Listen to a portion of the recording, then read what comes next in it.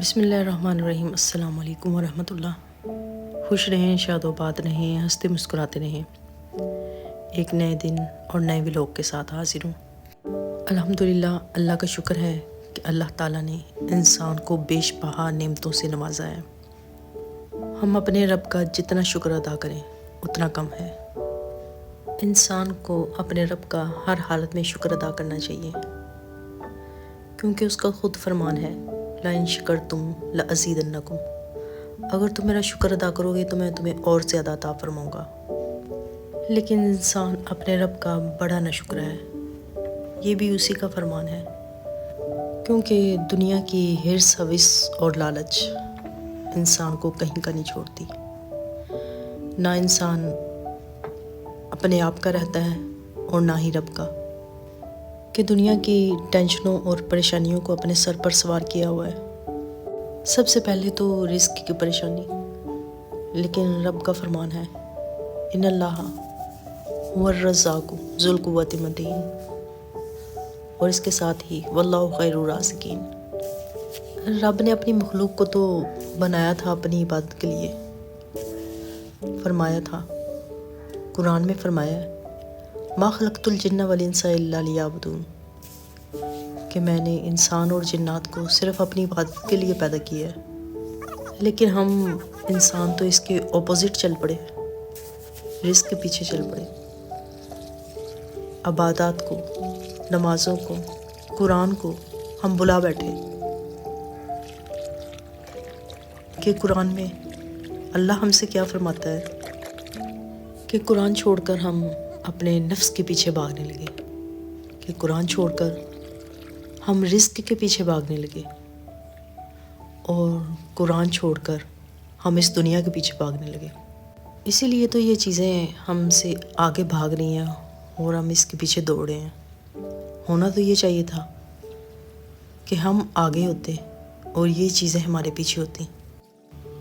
اسی لیے تو ایک بزرگ نے فرمایا تھا کہ اگر پانی کشتی کے باہر ہو تو کشتی کبھی نہیں ڈوبتی، اگر وہی پانی کشتی کے اندر چلا جائے تو کشتی ڈوب جاتی ہے۔ ایسے ہی ایک مومن مسلمان کا حال ہے، کہ اگر دنیا اس کے دل میں نہ ہو تو وہ کبھی بھی نہیں ڈوبتا، اگر یہی دنیا اس کے دل میں آ جائے تو وہ کہیں کا نہیں رہتا۔ ہاں، اس کا یہ مطلب نہیں کہ انسان دنیا سے لا تعلق ہو جائے، یہ اللہ تعالیٰ نے ہماری آزمائش بنائی ہے، کہ میں دیکھتا ہوں کہ دنیا میں رہتے ہوئے تیرا ایمان کتنا مضبوط ہے اور تو اللہ کے احکامات پر کتنا عمل کرنے والا ہے۔ اس سے مجھے اپنے مشہور صوفی بزرگ حضرت بابا بلے شاہ کا کلام یاد آیا، کہ ویخ بندیا آسماناں تے اڑدے پنچھی، دیکھ تے سہی کی کردے نے، نہ وہ کردے رزق ذخیرہ، نہ وہ بھکھے مردے نے، کدی کسے نے پنکھ پکھیرو بھکھے مردے دیکھے نہیں، بندے ہی کردے رزق ذخیرہ، بندے ہی بھکھے مردے نے۔ کیونکہ انسان کے دعوے بہت بڑے ہیں، لیکن عمل اس کا کچھ بھی نہیں ہے۔ بڑی کوشش کے باوجود بھی ہم اس دنیا میں دھنستے جا رہے ہیں اور اپنے رب سے دور ہو رہے ہیں۔ وہ اس لیے کہ ہم 14ویں صدی کے مسلمان ہیں، قیامت کے قریب کے مسلمان ہیں۔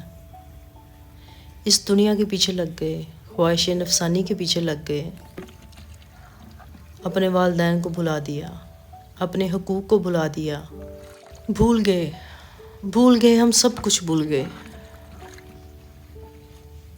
صرف ہمیں یاد رہا تو صرف اپنا نفس ہی۔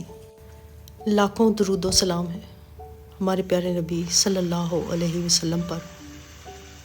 جب آپ اس دنیا میں تشریف لائے تو ان کے لب پر تھا امتی امتی، اور جب اس دنیا سے تشریف لے گئے تب بھی ان کے لبوں پر تھا امتی امتی۔ اللہ تعالیٰ سے دعا ہے کہ اللہ تعالیٰ اپنے احکامات پر عمل کرنے کی توفیق عطا فرمائے، اور دنیا و آخرت میں کامیاب و کامرانی عطا فرمائے۔ Thanks for watching. اللہ حافظ۔